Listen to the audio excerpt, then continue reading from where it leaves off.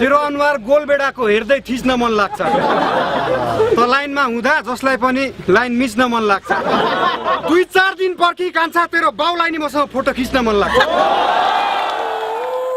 यो क्लिप 12 वर्ष अगाडि रबार्सको र्याप ब्याटलमा बालेन भर्सेस लिल ग्रिजलको र्याप ब्याटलको अंश हो। अहिले आएर 2082 साल फागुन 21 गते प्रतिनिधि सभाको चुनावसम्म आइपुग्दा बालेन जहाँ गयो त्यही भिड उभिन थालेको छ। हजारौं मान्छेहरूको भिडमा बालेनको बोली नै सर्वेसर्वा लाग्न थालेको छ। यो 12 वर्षको अवधिमा यो समाज कसरी चल्यो, कस्ता परिदृश्य निर्माण भए र बालेनको हाइहाइ कसरी भयो त?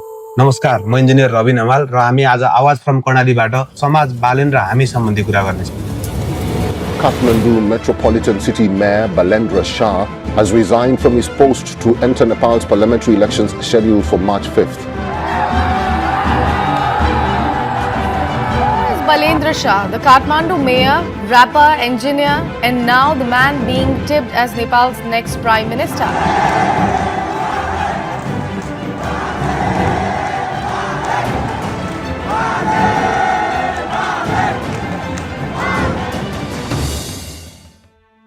समाज के हो? प्रसिद्ध दार्शनिक एरिस्टोटलले भनेका थिए मानिस एक सामाजिक प्राणी हो। तर के आजको नेपाली समाज प्राणीहरूको झुण्ड मात्र बनेको त छैन? समाजशास्त्री इमाइल दुर्किमले सोशल फ्याक्ट्सको कुरा गरेका थिए जसले व्यक्तिलाई नियन्त्रण गर्छ। तर हाम्रो समाजमा ती तथ्यहरू ब्रेन वाश र नकारात्मकतामा परिणत भएका छन्। कतै हामी एक अर्कालाई सिद्ध्याउन उद्धत एउटा यस्तो भिडमा त परिणत भइरहेका छैनौं जो केवल हुइयाको पछाडि लाग्नुलाई मात्र ठूलो धर्म मान्दछ।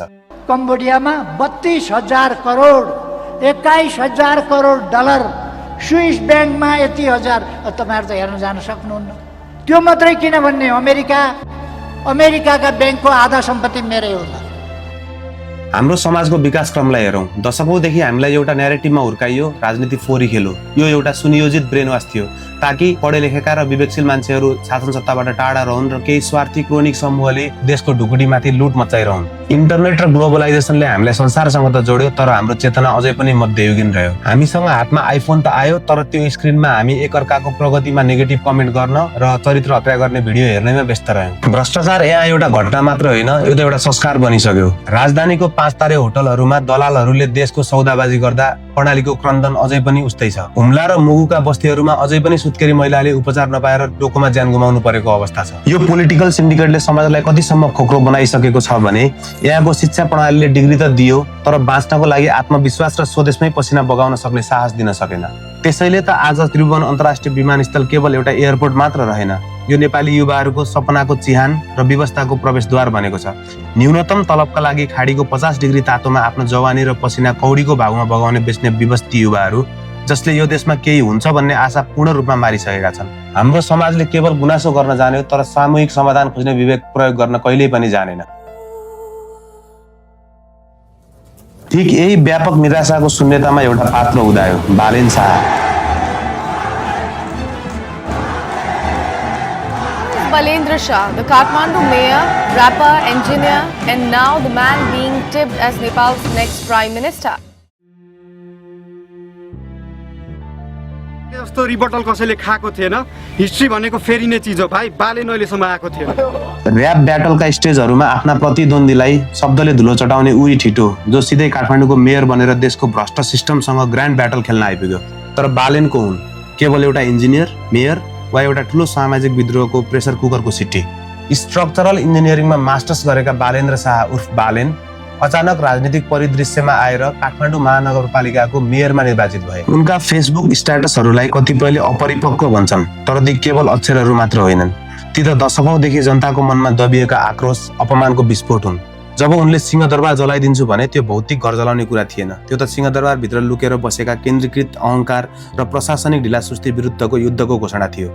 बालेनले ठूला राजनीतिक दलका ती गडफादरहरू जो आफूलाई कानूनभन्दा माथि ठान्थे उनीहरूसँग जुन किसिमको वैचारिक र कानुनी ब्याटल सुरु गरे त्यसले नेपाली राजनीतिमा एउटा नयाँ मानक सेट गरिदियो। उनले गरेका कामहरूको विश्लेषण गरौँ। फुटपाथ सफा गर्ने, भूमिगत पार्किङ खाली गराउने, करको दायरा बढाउने र टुकुचा उत्खनन। कतिलाई यो विकास लाग्यो, कतिलाई विनाश। कसैका लागि उनी भगवान जस्तै हिरो बने त कसैको लागि उनी लुसिफर जस्तै कठोर र संवेदनहीन शासक बने। तर यहाँ मुख्य प्रश्न यो होइन कि उनी के हुन्, प्रश्न त यो हो बालेन एउटा व्यक्ति मात्र हुन् कि एउटा नयाँ पपुलिस्ट कल्चर? के बालेन एउटा यस्तो मिडल फिंगर हुन् जो यो सडे गलेको व्यवस्थालाई देखाइएको छ? जेनजी आन्दोलनको क्रममा बालेनको स्ट्याटसहरू हेर्दाखेरि जेनजी युवाहरूले बालेनको नेतृत्व खोजेको स्पष्ट बुझ्न सकिन्छ। प्रतिनिधि सभा विघटन नगरेसम्म आन्दोलन रोकिनु हुँदैन भन्ने बालेनको शब्दले प्रतिनिधि सभा पनि विघटन भयो। तर त्यही आन्दोलनको निरन्तरतामा प्रधानमन्त्रीको पद अस्वीकार गर्नुले बालेनको राजनीतिक यात्रामाथि प्रश्न उठाइयो। त्यसै कारण भगवान मानिएका बालेनलाई लुसिफरको दाग लगाइयो।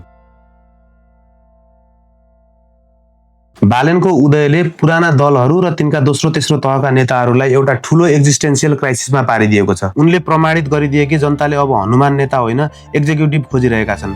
तर के अब आउने नयाँ अनुहारहरूले यो विरासत थाम्न सक्लान्? आगामी निर्वाचनमा उठ्ने नयाँ अनुहारहरूलाई हामीले सोध्नु पर्नेछ, के तपाईँ पनि बालेन जस्तै प्रणाली बदल्न आउनुभएको हो कि केवल आफ्नो नामको अगाडि एउटा लोगो झुन्डाएर सत्ताको स्वाद चाख्न? हामी सबैले के बुझ्न आवश्यक छ भने हाम्रो समाजले एउटा हिरो खोजिरहेको छ, एउटा त्यस्तो हिरो जसले समाजका विकृति विसङ्गतिलाई एक झट्कामै उखेलेर फ्यालोस्। 2052 सालतिरका शेरबहादुर देउबा, 2064 सालका प्रचण्ड, 2072 सालका केपी ओली र अहिलेका बालेन र रविहरू समाजले खोजेका हिरोहरू हुन् र थिए। तर हामीले यस्तो समाज निर्माण गरिसकेका छौँ जसले देवत्वकरण र दानवीकरण गर्न केही बेर पनि लगाउँदैन। अहिले हिरो मानिएकाहरू केही बेरमै समाजले दानव घोषित गरिसकेको हुन्छ। अहिलेको परिस्थिति एकदमै फरक छ। जेनजी पुस्ताले खलनायकको रूपमा उभ्याएको पात्र केपी ओलीलाई नेकपा एमाले अझै पनि आफ्नो अध्यक्षको रूपमा स्वीकार्नु, नेपाली कांग्रेसले आफ्नो पार्टीभित्र विद्रोह गरेर गगन थापाको नेतृत्व स्वीकार गर्नु र राष्ट्रपाले बालेनलाई आफ्नो पार्टीको भावी प्रधानमन्त्रीको रूपमा अगाडि सारेर चुनावमा उभिने तयारी गर्नुले फरक फरक विचारलाई मन्थन गर्ने बाटो दिएका छन्। जे भए पनि झापा 5 मा बालेन र केपी ओलीको हेभिवेट लडाई यो चुनावमा हेर्न लायक हुनेवाला छ।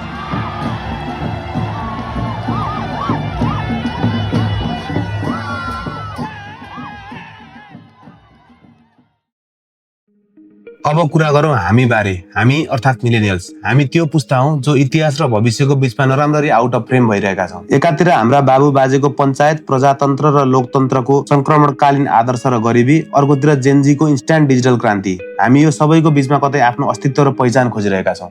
हामी ती हौं जसले लोड सेडिङमा टुकी बालेर पढ्यौं। हामी ती हौं जसले भ्रष्टाचारलाई नजिकबाट भोग्यौं, जसले 2062-63 को आन्दोलनमा रगत पसिना बगायौं र जसले यो देशको राजनीति परिवर्तन हुँदा आफ्नो व्यक्तिगत जीवन पनि परिवर्तन हुने आशामा हजारौं घामपानी सह्यौं। तर राजनैतिक भेदभाव र नातावाद कल्चरका कारण हाम्रो क्षमता र डिग्रीको यहाँ कुनै मूल्य भएन। जसरी आज हामी हेलिकप्टरमा आयौं, आजभन्दा 10-15 वर्ष अगाडि यहाँ कतिजना हेलिकप्टरमा उडेर आउन सक्ने क्षमता बनाउन सक्ने मान्छेलाई छान्नुस्।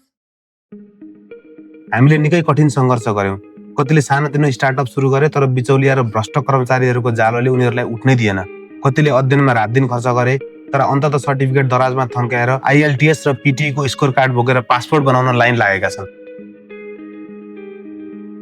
आज हामी मध्ये धेरैजना मिड लाइफ क्राइसिसमा छौं। हामी फेल भयौं बिजनेसमा, करियरमा र कतिपय त आफ्नै सपनामा पनि।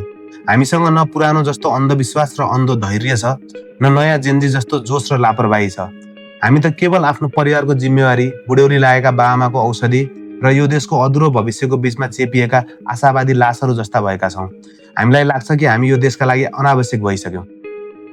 तर याद राख्नुहोस्, यो समाजलाई अगाडि बढाउन केवल एउटा सेलिब्रिटी मात्र होइन, सचेत र सन्तुलित नागरिक चाहिन्छ। हामी मिलेनियल्सहरूले आफूलाई प्रश्न सोध्नुपर्छ, के हामी जहिले पनि अरूको सफलतामा ताली बजाएर वा अरूलाई फेसबुकमा गाली गरेर मात्रै बस्ने हो कि यो देशको नेतृत्वको बागडोर अब आफै सम्हाल्ने हो? हाम्रो पुस्ताले भोगेको दुःख अबको पुस्ताले भोग्नु नपरोस् भनेर पनि हामीले अब आफ्नो मौनता तोड्नु पर्नेछ। समाज अब कसरी अगाडि बढ्नुपर्छ त? हामीलाई एउटा यस्तो नेता चाहिएको छ जो फेसबुक र टिकटकको भाइरल दुनियाँमा मात्र सीमित नहोस् तर कर्णालीको विकट बस्तीमा पुगेर त्यहाँको जनताको आँसु पुस्न सकोस्। हामीलाई यस्तो नेता चाहिएको छ जसले शिक्षा र स्वास्थ्यलाई नाफा कमाउने व्यापार मात्र होइन, नागरिकको मौलिक र नैसर्गिक अधिकार बनाओस्। बालेन एउटा सुरुवात हुन सक्छन्, एउटा झिल्को हुन सक्छन्, तर उनी नै सिंहको आगो होइनन्। हामीलाई बालेनहरू हरेक वडा र हरेक गाउँपालिकामा चाहिएको। हामीले अब कुनै राजनीतिक पार्टीको झण्डा बोक्नुभन्दा पहिले स्वविवेकको झण्डा बोक्न सिक्नुपर्छ। आगामी निर्वाचनमा आउने नयाँ अनुहारहरूलाई एउटा प्रश्न सोधौं, तपाईको भिजन के हो? तपाईको टिम को हो? तपाईले भ्रष्टाचार नगर्ने के ग्यारेन्टी छ? पुरानालाई हिसाब मागौं, नयाँलाई चुनौती दियौं। समाज तब मात्र परिवर्तन हुन्छ जब एउटा नागरिकले आफ्नो भोटको मूल्य र कर्तव्यको सीमा बुझ्छ। इन्टरनेटले दिएको यो ठूलो शक्तिलाई कसैको चरित्र हत्या गर्न र गाली गर्न मात्र होइन, भ्रष्टहरूलाई नाङ्गो पार्न र नयाँ विचारहरूलाई प्रवर्धन गर्न प्रयोग गरौं। वास्तविक नेता को हो? वास्तविक नेता त्यो हो जसले समाजलाई आफूतिर होइन भविष्यतिर डोर्याउँछ। समाज, बालेन र हामी यी तीनै पक्ष एउटै सिक्काका पाटा हुन्। समाजले पात्रो गर्न आउँछ। बालेन जस्ता पात्रले नयाँ आशाको बिउ रोप्छन्, तर त्यो बिउलाई गोडमेल गरेर ठूलो फललाई रुख बनाउने जिम्मेवारी भने फेरि हाम्रै काँधमा आउँछ। के हामी अझै पनि विदेश जाने जहाजको पर्खाइमा रहने कि यो समाजलाई बदल्ने अन्तिम र साहसिक प्रयास आफै गर्ने? सोच्ने पालो तपाईको, किनकि यो देश तपाईको पनि हो र मेरो पनि, र हामी बाहेक यो देश कसैले बनाइदिनेवाला छैन।